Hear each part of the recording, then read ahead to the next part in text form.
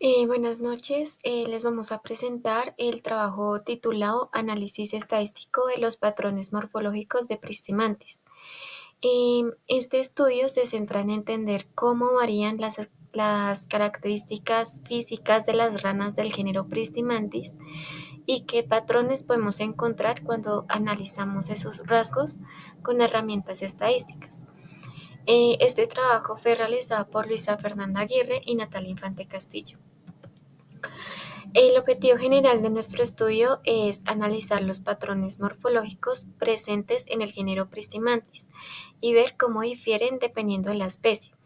Es decir, queremos observar las medidas y características del cuerpo de estas ranas y determinar si hay diferencias claras entre unas especies y otras. También planteamos dos objetivos específicos. El primero es establecer qué rasgos morfológicos están más altamente relacionados entre sí. Por ejemplo, si al aumentar la longitud del cuerpo también aumenta el tamaño de la cabeza o de las patas, es decir, qué partes crecen de forma coordinada. El segundo objetivo específico es comparar la diferencia de estos rasgos entre hembras y machos para ver si existe dimorfismo sexual, es decir, si los machos y las hembras tienen proporciones corporales distintas. Para introducir el tema es importante saber que las ranas del género Pristimantis son conocidas como ranas de lluvia. Hasta el momento se han identificado alrededor de 560 especies dentro de este género. Estas pertenecen a la familia Craugastoridae y se distribuyen en una área muy amplia que va desde el norte de Argentina hasta Centroamérica. Según la referencia de naturalista, esto las convierte en un grupo muy diverso y ecológicamente importante. Dentro de este género encontramos diferencias marcadas entre hembras y machos. En general, las hembras suelen ser más grandes y más robustas. Los machos, por su parte, presentan algunas estructuras especializadas. Suelen ser de colores más brillantes, lo que puede estar relacionado con la comunicación y el cortejo. Además, muchos machos poseen un saco vocal, que es una estructura que les permite producir llamadas sonoras para atraer a las hembras. Otra característica importante en los machos es la almohadilla nupcial, que está asociada al amplexo, que es la posición de apareamiento a la que el macho se sujeta firmemente a la hembra durante el cortejo. Bueno, aquí presentamos el diccionario de datos, que es la lista de las variables morfológicas en las que se basa nuestro estudio. Para entenderlas mejor usamos el esquema de una rana, donde se marcan las partes principales del cuerpo. Están las fosas nasales, que están relacionadas con la respiración y el olfato, los ojos, que son grandes y con párpados adaptados a la vida terrestre, la boca, que en muchos casos, que en muchas ranas tienen dientes solo en la parte superior y una lengua proyectable para capturar las presas. Las patas anteriores, generalmente con 4 dedos, y las patas posteriores más largas y adaptadas al salto, con 5 dedos y en muchos casos membranas interdigitales. También está el tímpano, que es importante para la percepción de sonidos, la piel, que es desnuda y húmeda, que esta participa en la respiración cutánea, y la cloaca, que es la abertura común de los sistemas excretor y reproductor. En nuestro estudio nos centramos especialmente en tres rasgos morfológicos. Está el SVL, que es la longitud hocicocloaca, HW, que es el ancho de la cabeza, y HL, que es la longitud de la cabeza. Bueno, acá están las estadísticas descriptivas cuantitativas. Em, Estas tres tablas resumen las estadísticas de longitud hocicocloaca, ancho de la cabeza y longitud de la cabeza separadas por sexo, y en todas se observa el mismo patrón general.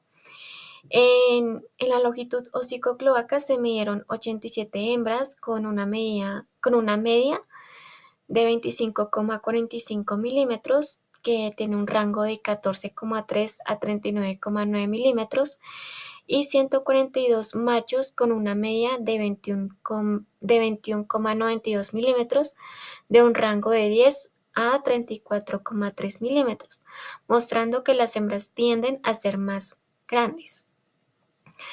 En En HW, las 85 hembras analizadas presentan una media de 9,55 milímetros entre 5,4 y 15 milímetros, mientras que los 138 machos tienen una media de 8,06 milímetros entre 3,9 y 12,9 milímetros, lo que indica que las hembras poseen cabezas más anchas en promedio.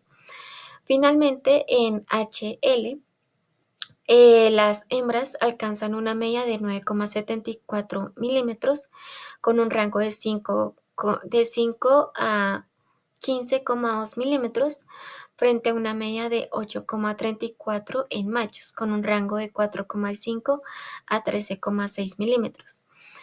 Esto quiere decir de que, bueno, en conjunto, tanto las medias como los cuartiles son más altos en hembras para las tres variables, lo que sugiere que en estos datos las hembras son morfológicamente más grandes que los machos.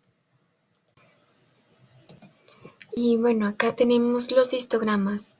Un histograma es un tipo de gráfica de barras que ilustra cómo se distribuyen las frecuencias de un grupo de datos numéricos. Acá se muestran dos histogramas que describen la longitud hocico-cloaca de los machos y las hembras. En el eje horizontal están los tamaños del cuerpo y en el eje vertical cuántos machos o hembras hay en cada tamaño.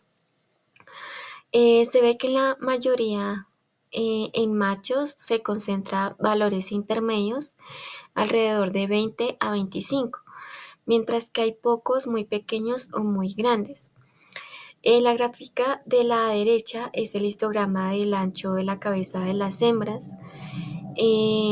Aquí se observa que la mayoría de las hembras se agrupa cercanos a 8 a 10 y son menos frecuentes las cabezas muy angostas o muy anchas. En ambas gráficas, la línea que pasa por encima de las barras resume la forma de la distribución. Sube en las zonas donde hay más individuos y baja en los extremos donde casi no hay datos. Estos histogramas son del ancho de la cabeza. La gráfica de la izquierda corresponde al de los machos, donde se ve que la mayoría se concentra en valores alrededor de 8 a 10, porque en ese rango las barras son muy altas, mientras que casi no hay machos con anchos muy pequeños o muy grandes, ya que las barras de los extremos son bajas.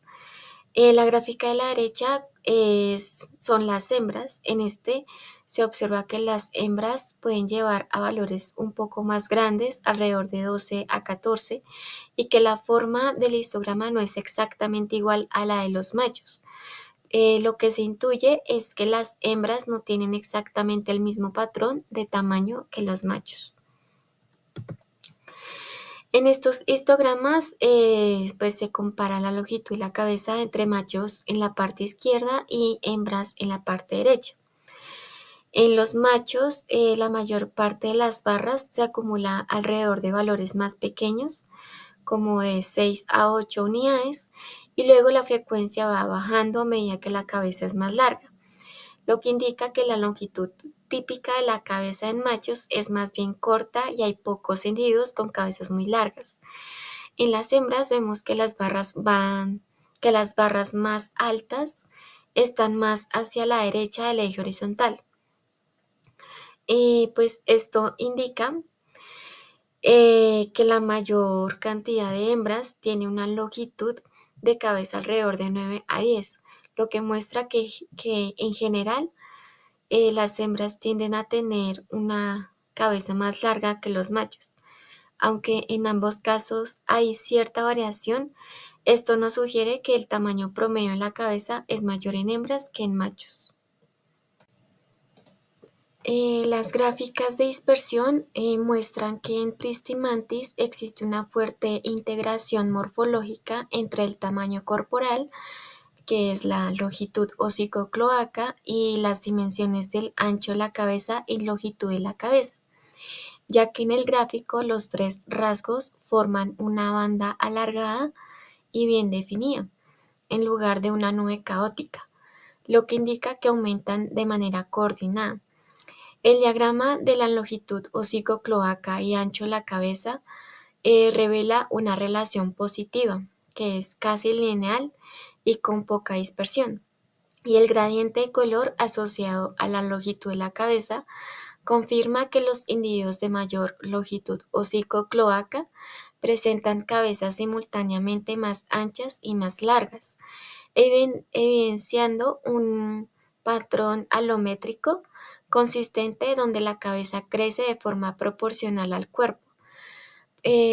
Por su parte, el gráfico ancho de la cabeza y longitud de la cabeza, coloreado según el sexo, muestra una correlación muy fuerte entre ambas medidas cefálicas y sugiere un dimorfismo sexual principalmente en tamaño, ya que uno de los sexos tiende a alcanzar combinaciones de ancho de la cabeza y longitud de la cabeza ligeramente mayores, aunque ambos siguen el mismo patrón de incremento lineal. Estos resultados indican que las proporciones de la cabeza están estrechamente ligadas al tamaño corporal.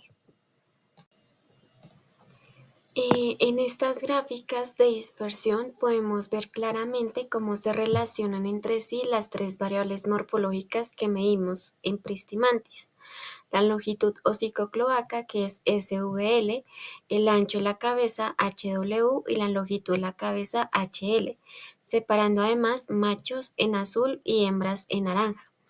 Primero, si miramos las curvas que aparecen en la diagonal, vemos que las distribuciones de las hembras están desplazadas hacia valores un poco mayores en las tres medidas, lo que nos indica que en promedio las hembras tienen el cuerpo más largo y la cabeza ligeramente más grande que los machos. Esto es evidencia de un dimorfismo sexual de tamaño.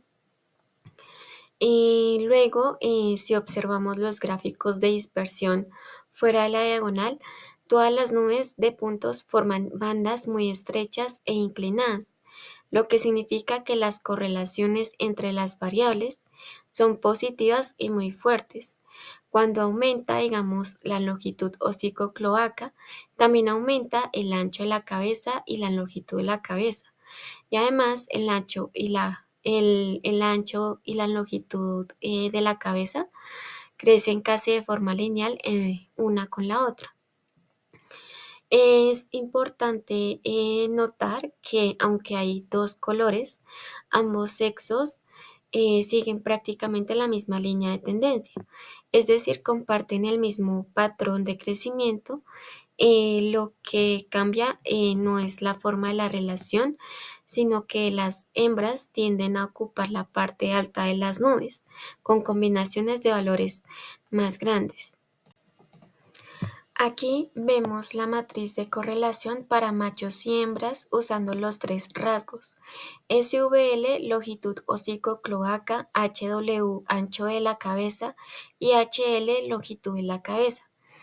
Un valor cercano a 1 indica una relación positiva muy fuerte. Cuando una variable aumenta, la otra también. En ambos sexos, los coeficientes son altísimos. En machos, la correlación entre longitud hocico-cloaca y ancho de la cabeza es 0,95.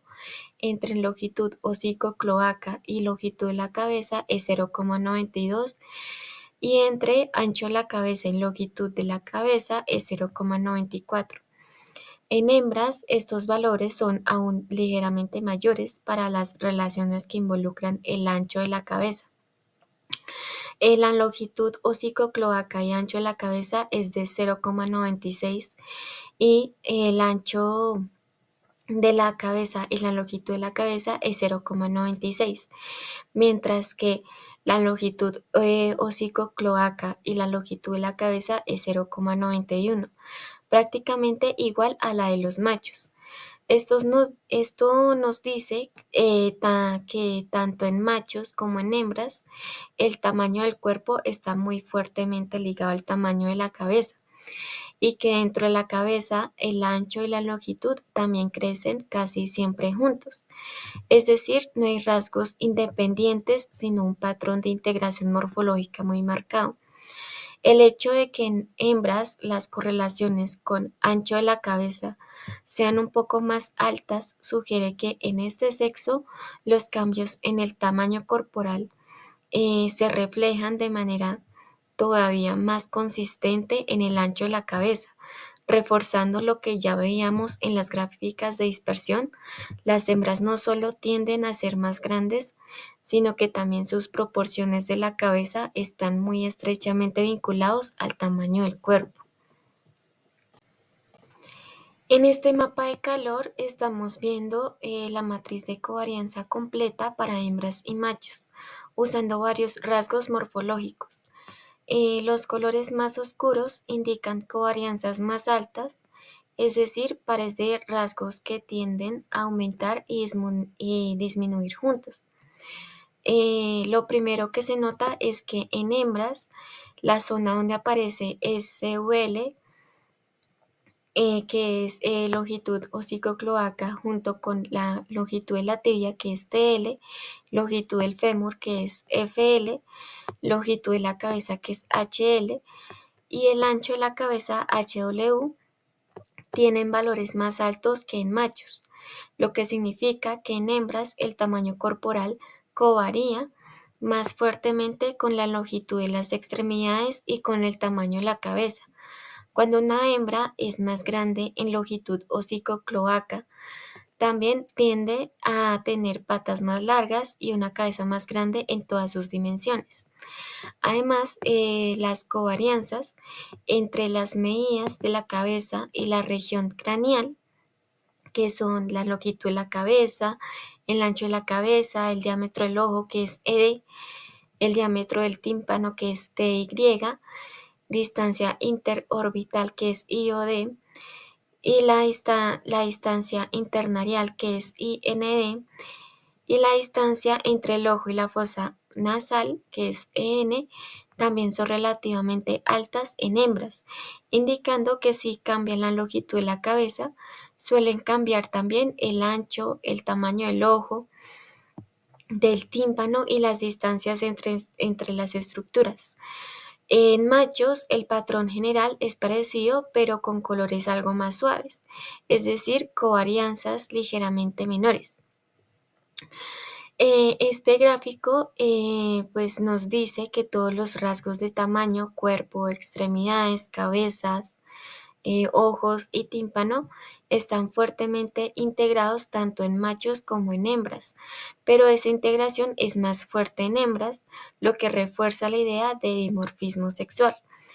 Las hembras no solo tienden a ser más grandes, sino que cuando varía su tamaño corporal, el resto de rasgos morfológicos cambian de manera más coordinada que en machos. Aquí lo que estamos viendo son las matrices de covarianza para machos y hembras por separado, usando las tres variables longitud hocico-cloaca, que es SVL, ancho de la cabeza HW y longitud de la cabeza HL, y nos sirven para cuantificar tanto la variabilidad de cada rasgo, que son los valores de la diagonal, como covarianza entre sí, que son los valores fuera de la diagonal. En machos, la varianza de longitud hocico-cloaca es 22,28, mientras que en hembras sube a 32,44, lo que confirma que las hembras muestran una mayor dispersión en el tamaño corporal que los machos. Algo similar ocurre con el ancho de la cabeza, 3,44 en machos frente a 4,25 en hembras.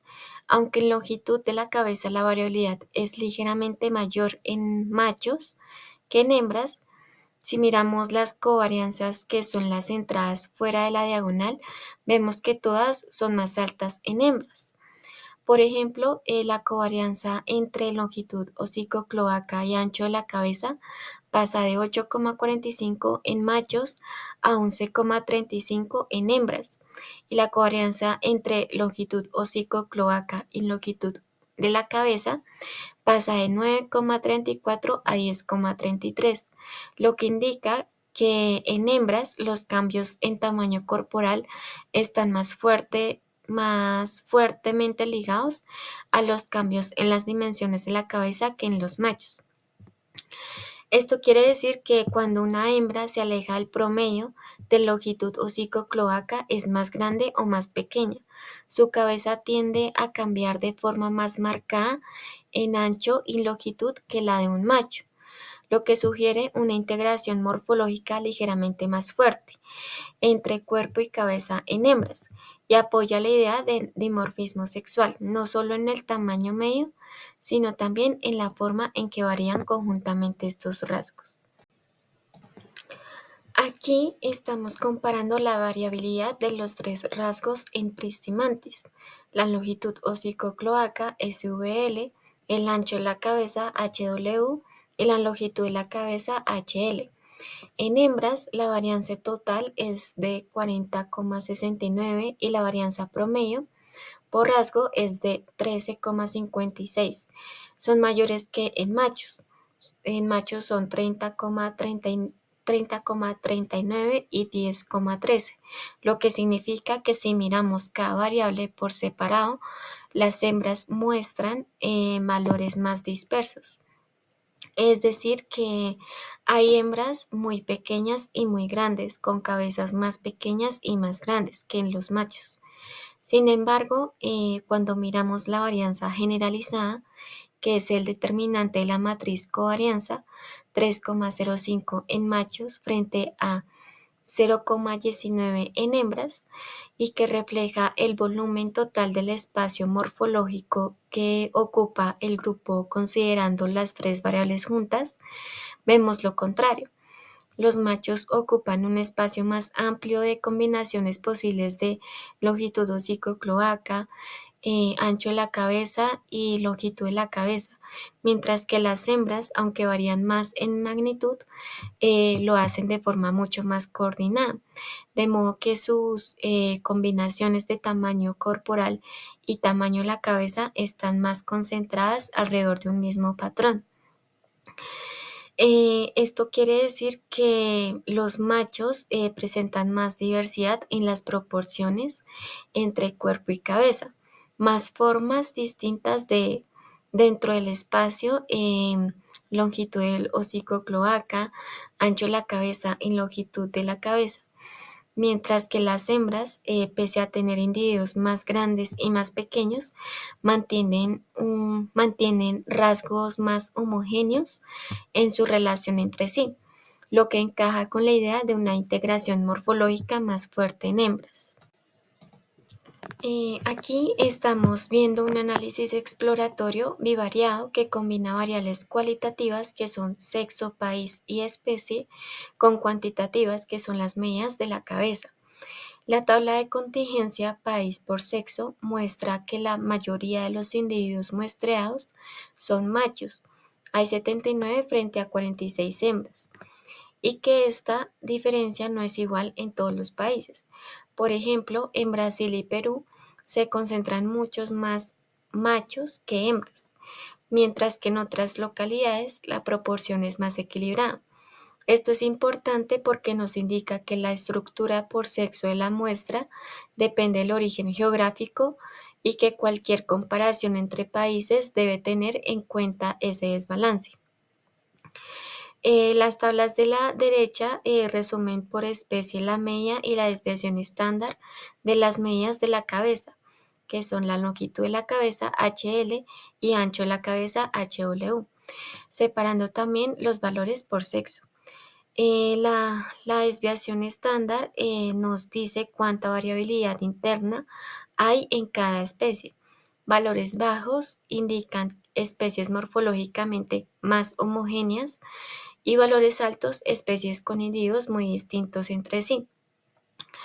Esto de las tablas de contingencia y estadísticas por especie permite entender cómo se distribuyen los sexos y cómo varía el tamaño en la cabeza entre países y entre especies, proporcionando el contexto necesario antes de pasar a análisis estadísticos más complejos. Aquí se muestra la estandarización.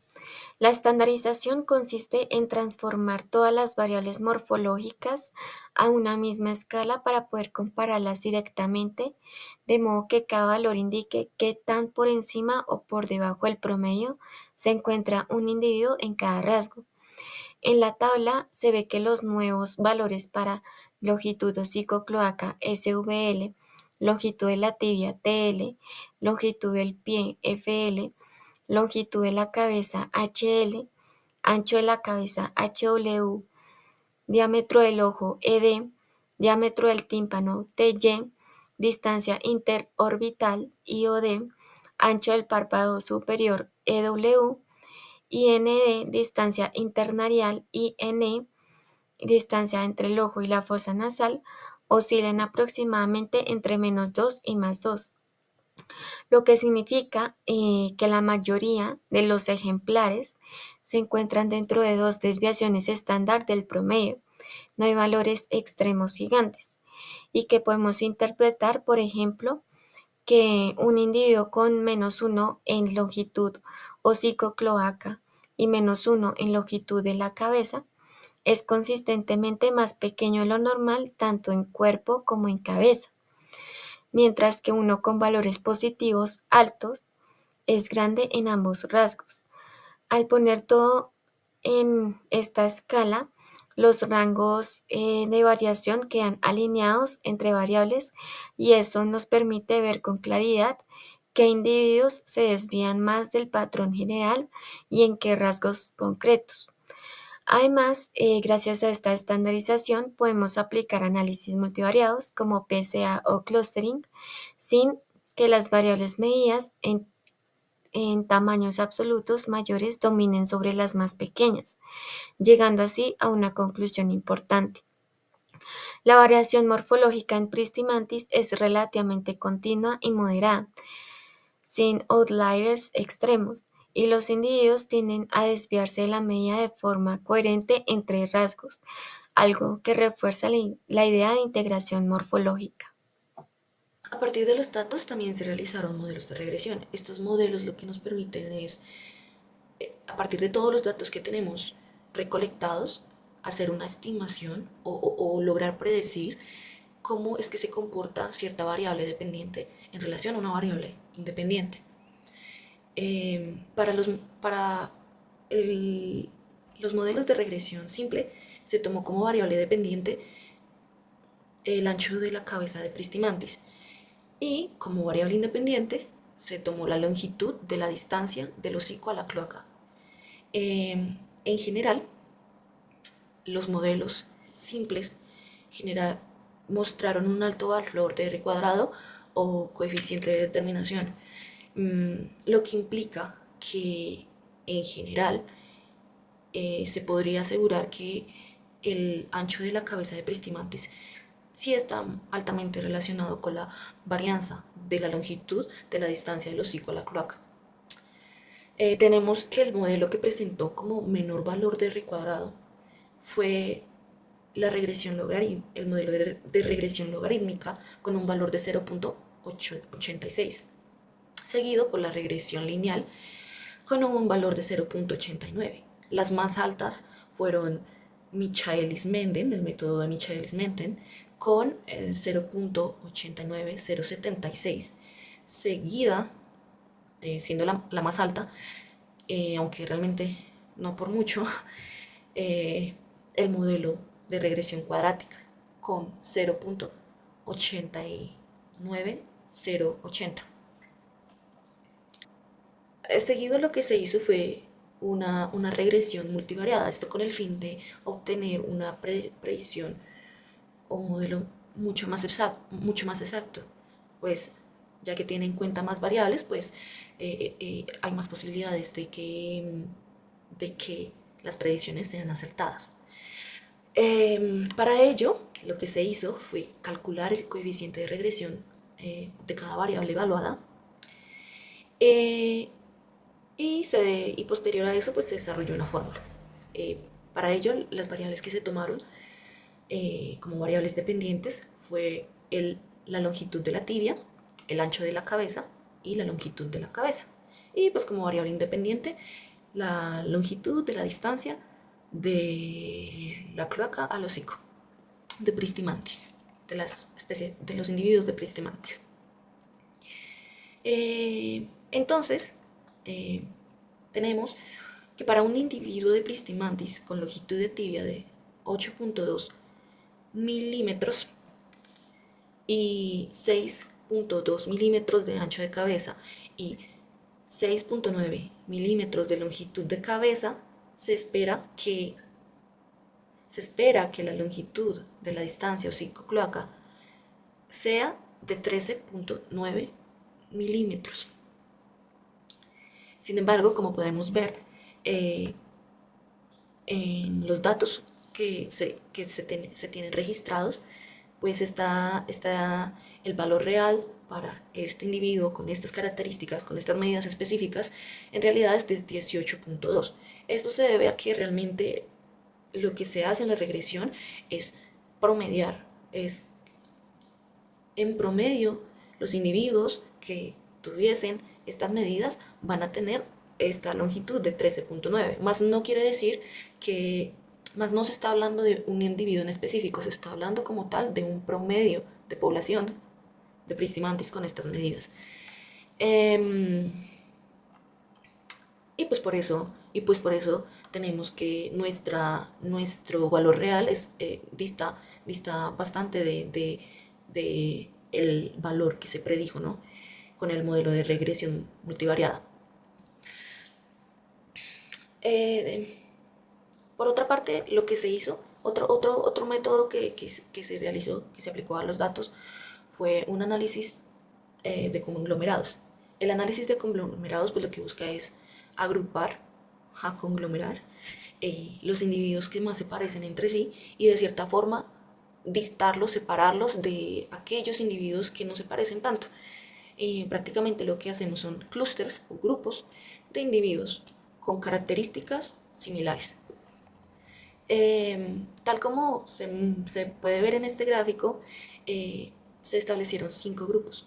Esto pues ya fue como una decisión que tomamos nosotras, que consideramos que era, era la configuración que mejor agrupaba los datos. Eh, para ello pues nos pudimos ayudar de un gráfico, de un dendrograma, que esto prácticamente lo que nos permitió fue visualizar cómo se podían formar los clústeres. En este caso se eligió 5 clústeres, lo que sería un corte a más o menos una distancia, lo que daría un corte a distancia de 4. Bueno, otro modelo de predicción que utilizamos, esta vez para predecir el sexo de los individuos, es el árbol de decisión. Eh, Aquí hay un ejemplo de un árbol de decisión que se arrojó para nuestros datos, en donde podemos evaluar o predecir, dependiendo de ciertas características, si un individuo es macho o es hembra. Sin embargo, pues este es uno de tantos árboles de decisión que pueden darse con nuestros datos. Para ello, para saber, y realmente no tiene como mucha confiabilidad a la hora de predecir. Para ello lo que se hace es un random forest. Este random forest lo que hace es generar múltiples árboles de decisión y reúne diferentes predicciones, lo que lo hace mucho más preciso. Entonces, esto lo que hace es lograr establecer qué características son realmente importantes a la hora de definir si un individuo será macho o hembra en nuestro caso. Al hacer el random forest, lo que nos arroja es que eh, las variables más determinantes para determinar el sexo de un individuo es las variables más determinantes para predecir el sexo de un individuo es la distancia internarial, o sea, de la distancia entre la fosa y la otra fosa de las narinas del individuo, seguido por el largo de la cabeza.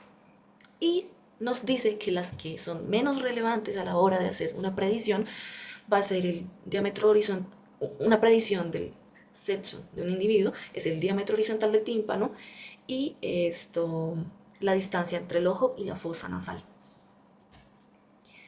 Eh, por último, y no menos importante, realizamos un análisis de componentes principales.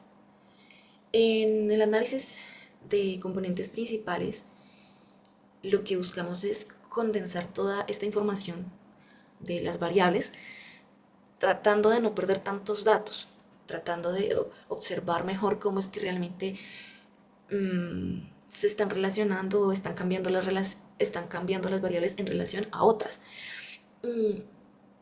Entonces, en esta primera gráfica eh, se puede ver la varianza explicada para cada uno de los componentes principales.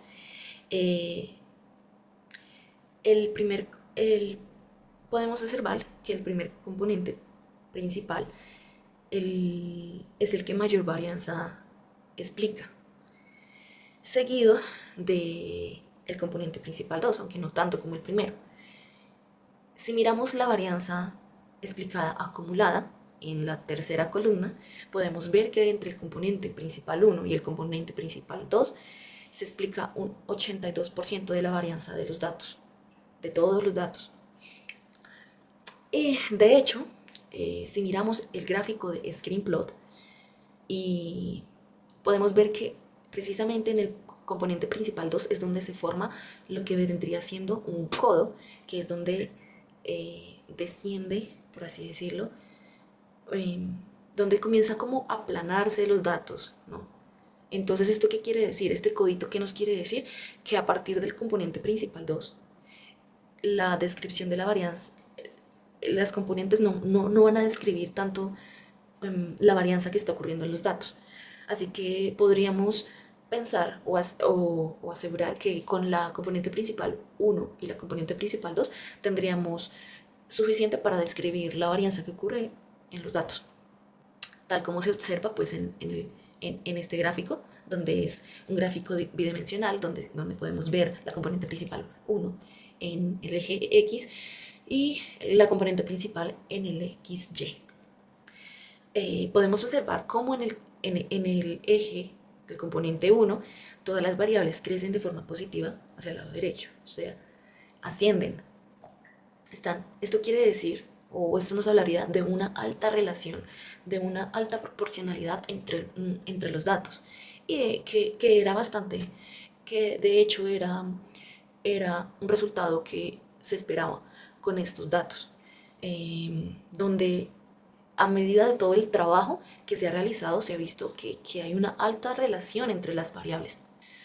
Todo este análisis estadístico llevado a cabo a lo largo del semestre nos permitió confirmar, evidenciar y confirmar la presencia de rasgos morfológicos dentro del género de Pristimantis.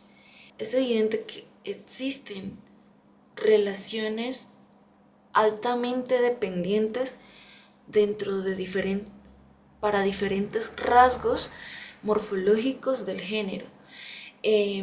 También se logró evidenciar un marcado dimorfismo sexual, en donde las hembras presentaban mayor tamaño corporal. Todos estos